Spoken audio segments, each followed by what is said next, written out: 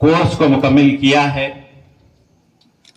میں قرآن کے حوالے سے چند باتیں آپ کے سامنے رکھتے ہوئے اپنی جگہ لوں گا۔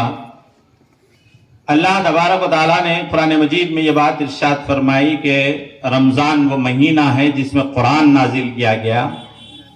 یہ تمام انسانوں کے لیے ہدایت ہے، نشانیاں ہیں اس کے اندر بہت ساری ان لوگوں کے لیے جو ہدایت حاصل کرنا چاہتے ہیں۔ یہ کتاب اللہ کی طرف سے محمد الرسول اللہ صلی اللہ علیہ وسلم پر نازل ہوئی صلی اللہ علیہ وسلم۔ پھر اس کے کچھ حقوق مجھ پر اور آپ پر ہیں۔ اس پر ایمان لانا، اس کی تلاوت کرنا، اس میں غور و فکر کرنا، اس پر عمل کرنا اور پھر اس قرآن کو لوگوں تک پہنچانا ہماری اور آپ کی ذمہ داریوں میں سے ہے۔ آج فتنوں کا دور ہے، ہم دیکھ رہے ہیں کہ کئی فتنے ہمارے اطراف میں پل پھول رہے ہیں۔ پھر ان سے نکلنے کا، ان سے باہر آنے کا جو راستہ محمد الرسول اللہ صلی اللہ علیہ وسلم نے بتلایا، حضرت علی رضی اللہ تعالیٰ عنہ راوی ہیں، فرماتے ہیں محمد الرسول اللہ صلی اللہ علیہ وسلم نے فرمایا کہ لوگوں فتنوں سے بچو۔ اللہ کے نبی صلی اللہ علیہ وسلم نے جس طرح فرمایا، حضرت علی رضی اللہ تعالیٰ عنہ نے پوچھا کہ یا رسول اللہ کیسے بچے فتنوں سے؟ اللہ کے نبی صلی اللہ علیہ وسلم نے بتایا کہ قرآن اللہ کی کتاب ہے، اس سے بچو۔ اس کتاب کا مختصر سا تعارف نبی صلی اللہ علیہ وسلم نے اس حدیث میں رکھا۔ فرمایا کہ اس کتاب کے اندر تم سے پہلے والوں کا ذکر ہے، تمہارے بعد آنے والی باتوں کی نشانیاں ہیں، اور پھر تمہارے معاملات کے فیصلے اس کے اندر ہے۔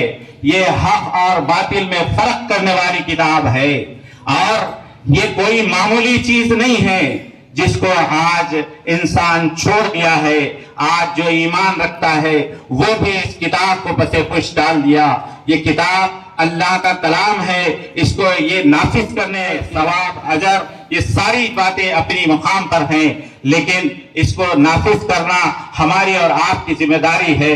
جس طرح ہم سیکھنے سکھانے کی بات کرتے ہیں، اس کو لوگوں تک پہنچانے کی بھی ذمہ داری میری اور آپ کی ہے۔ وہ لوگ نہیں جانتے کہ اللہ کی کتاب کیا ہے، یہ اللہ کی کتاب میں کیا احکامات آئے ہیں۔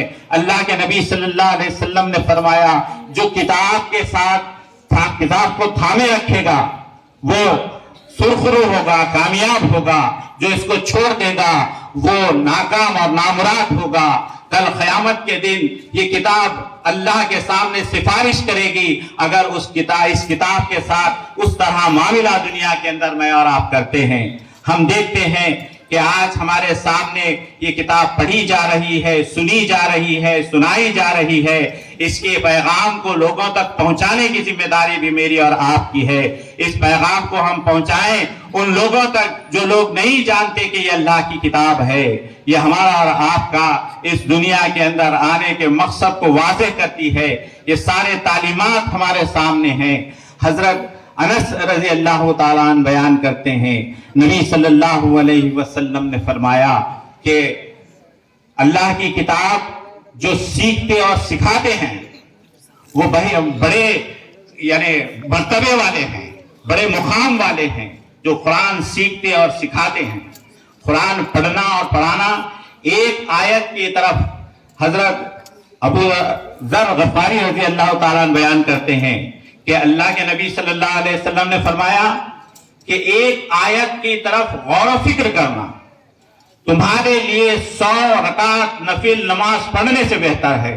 کتنی بڑی خیر و برکت اس ایک آیت کے اندر میرے اور آپ کے لیے ہے، اور ہم اور آپ اس کتاب کے ساتھ کیا معاملہ اور کیا رویہ اختیار کرتے ہیں، اس پر توجہ دینے کی ضرورت ہے، اس پر غور کرنے کی ضرورت ہے۔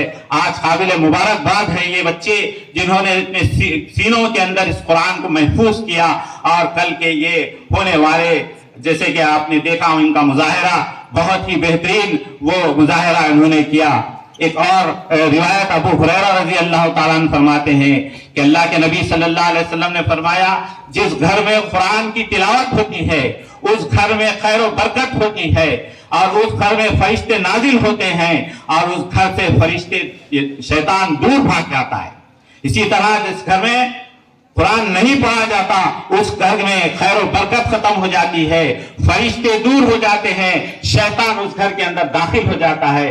قرآن کی خیر و برکت میں اور آپ جانتے ہیں، تو ہم اور آپ کو یہ سوچنا اور غور کرنا چاہیے کہ اس قرآن کو میرے اور آپ کی زندگی کے اندر لائیں اور ان لوگوں تک وہ بات کو پہنچائیں۔